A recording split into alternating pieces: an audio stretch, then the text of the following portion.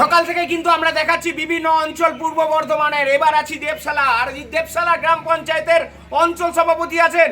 কতটা উন্নয়ন হয়েছে এখনো অবধি এবং কেমন আছেন এই দেবশালা গ্রাম পঞ্চায়েতের মানুষেরা, যাব সরাসরি ওনার কাছে। প্রথমেই শ্যামল বাবুকে আমরা জানাই ডেলি নিউজে স্বাগত। ধন্যবাদ আপনাদেরকে সবাইকেই এখানে আসার জন্য। শ্যামল বাবু, লোকসভা ভোটের কতটা ভোটে এগিয়ে আছে এই দেবশালা গ্রাম পঞ্চায়েত আপনার? আমাদের অঞ্চলে 3600 ওপর ভোটে আমরা এগিয়ে আছি। কি বলবেন, সাধারণ মানুষরা কি উপকৃত পেয়েছেন? সাধারণ মানুষের জন্য যখন ভোট ভিক্ষা চাইতে গেছিলেন কি কি অভাব অভিযোগ উঠে আসছে বলে আপনি মনে করছিলেন? কিছু জলের অভিযোগ উঠেছে, হ্যাঁ, তাছাড়া কিছু রাস্তার অভিযোগও উঠেছে, যেগুলো আমরা আপ্রাণ চেষ্টা করছি আমরা সামনে করে দেবো। রাস্তাটা, জলটা, কিছু বিধবা ভাতা আরও বাকি আছে, কিছু বার্ধক্য ভাতা, বয়স্ক লোকরা অনেক পোর্টালের নাম লেখা আছে অথচ পায় নাই, সেইগুলো করতে আমরা আপ্রাণ চেষ্টা করব। আমরা যাতে সব করতে পারি সেটা আমরা দেখছি, হ্যাঁ, আমাদের এলাকায় আমরা যাতে উন্নতি হয় আমরা আপ্রাণ চেষ্টা করে যাচ্ছি। মাননীয় মুখ্যমন্ত্রী বারবার বলেছে লক্ষ্মীর ভান্ডার, কতটা এগিয়ে আপনার এলাকা? লক্ষ্মী ভান্ডারের জন্যই তো মমতা ব্যানার্জির এই জয়, বুঝলেন। লক্ষ্মী ভান্ডারই হচ্ছে মমতা ব্যানার্জি আসল ইয়ে, যার থেকে আমরা এত লিড পেয়েছি। তাহলে এত লিড হয়তো আমরা পেতাম না, লক্ষ্মী ভান্ডারের জন্যই আমাদের এত লিড।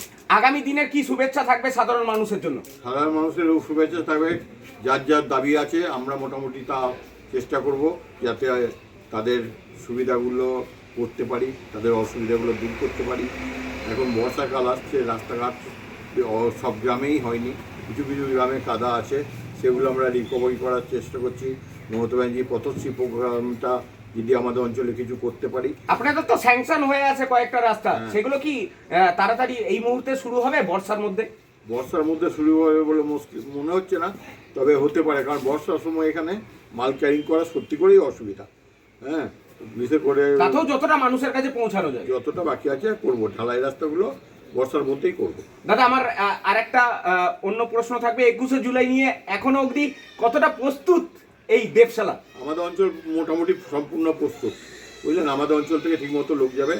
আমাদের অঞ্চল লালু সাহেব আছে, কোনো গাড়ির ঘামতে হয় না, উনি আমাদেরকে সব কিছুতে সাহায্য করেন।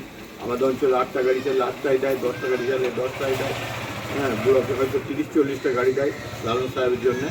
আমরা তাকে সম্পূর্ণ হেল্প করি, তার জন্য আমরা তার কাছে কৃতজ্ঞ। ধন্যবাদ, অসংখ্য অসংখ্য ধন্যবাদ। লালন বাবুকে বলছেন কৃতজ্ঞতা অবশ্যই থাকবে ওনার জন্য। এবং পরবর্তীকালে কি হচ্ছে, কতটা রাস্তা তৈরি হবে বলে মনে হচ্ছে এখনো অবধি? কারণ অঞ্চল সভাপতি বলছেন আছেন, কারণ মাননীয় মুখ্যমন্ত্রী অবশ্যই ওনার কাছে আছেন। ক্যামেরায় বাবুর সঙ্গে সুপ্রিয় পরামানিকের রিপোর্ট, ডেলি নিউজ পূর্ব বর্ধমান। গতকাল থেকেই আমরা দেখিয়েছিলাম অন্য খবর, আজ আছি এক অন্য খবরে। কারণ তৃণমূলের গোষ্ঠীদ্বন্দ্ব কিন্তু সব জায়গাতেই লেগে আছে। দেবশালা কি কমবার?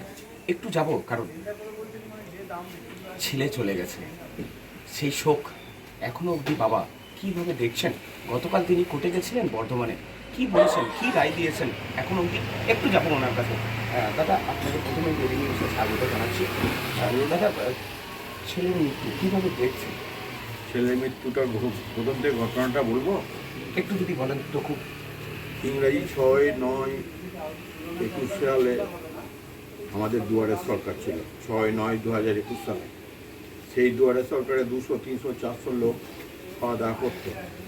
সেই সময় আমাদের অঞ্চলের যে দুজন মূল আসামি, কাদের মণ্ডল এবং আসানুর মণ্ডল, তারা ওইখানে আমাদের সঙ্গে পরিচয় করিয়ে দেয় যে এইটি দেবশালা অঞ্চলের প্রধান শ্যামল কুমার বক্সি, আর এইটি হচ্ছে দেবশালা অঞ্চলের প্রধানের ছেলে চঞ্চল বক্সি, যাকে অঞ্চলের প্রেসিডেন্ট করবো বলে ভাবছে।